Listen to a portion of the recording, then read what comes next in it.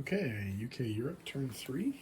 They have 36 IPCs to spend. They're going to save 1 IPC. They're going to buy a factory, a transport, and a new aircraft carrier.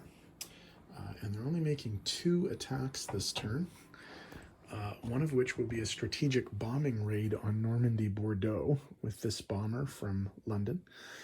And then we're going to be attacking the submarine in Sea Zone 103 with the South African destroyer, and the fighter and the tactical bomber from the aircraft carrier Ark Royal.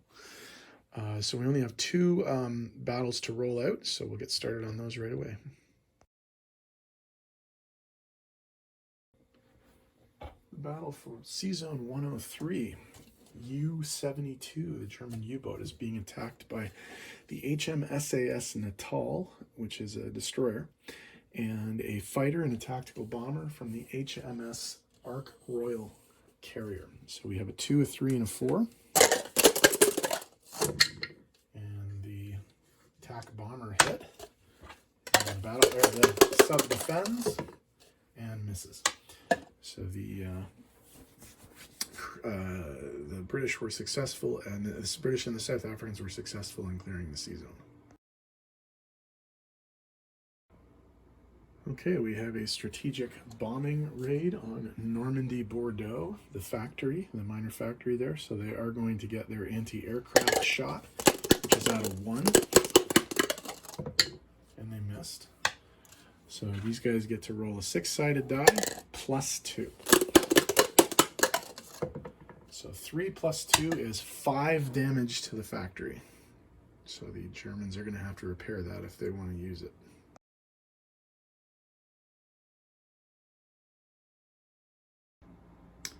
Okay, in terms of non-combat, the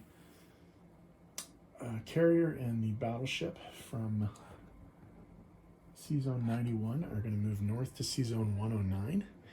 The fighter and the attack bomber from 103 will land in 109 on the carrier, and 2 of the fighters from the UK will also land in Sea Zone 109 and be built on the new carrier that's going to come in there.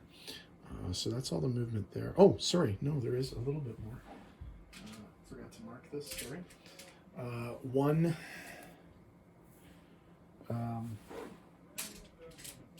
One Canadian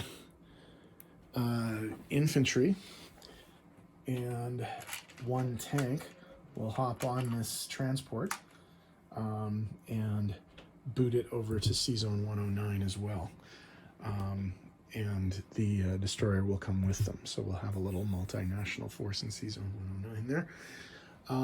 Okay, now over in North Africa, there's a few things that are happening. First and foremost, the transport that the Italians let live in this sea zone here, Sea Zone 98, is going to come into Sea Zone 81 for protection, and the transport that was in Sea Zone 81 is going to circle around to Sea Zone 72 and get ready to pick up those South African troops, which are going to be moving north into Kenya. The tank from the Belgian Congo is going to move into Cairo, and the tank from South Africa is going to move up into the Belgian Congo. So I think that's all of the non-combat. We'll come back with placement and money. Okay, in terms of placement of new units, their new aircraft carrier is going to be built in Sea Zone 109, and these fighters will go directly onto it. The new transport is going to be placed in Sea Zone 109 as well. And the new factory is going to be placed in Egypt. No surprise there, I don't think. Okay, the income situation. The British have 29 IPCs. They saved $1 from last time, so that's 30. Plus they have a 5 IPC bonus for having all of their original non-African territory.